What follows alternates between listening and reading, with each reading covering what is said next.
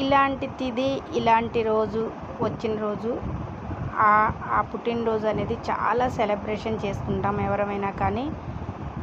కానీ మా ఇంట్లో ఈరోజు పండగ రోజే కానీ అంత సెలబ్రేషన్ చేసుకునే స్థితిలో మేము లేం కాబట్టి కొంచెం బాధ ఉన్న అది పక్కకు పెట్టేసి నూతన వస్త్రాలు ఆయన గారి దగ్గర పెట్టి దండం పెట్టుకొని, అలానే 5 రోజుల క్రితమే మాకు గుడి జీతం అనేది ఇవ్వాలి.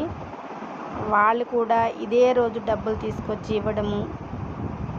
డబ్బు ఎంత ఉన్నా కానీ మనుషులు లేనప్పుడు ఆ డబ్బు ఎంత ఉన్నా మనకి వేస్ట్ అని నాకైతే అనిపించింది. ఎంత ఉన్నా మనిషే ఉండాలి ఎప్పుడైనా కానీ, డబ్బు ముఖ్యం కాదు.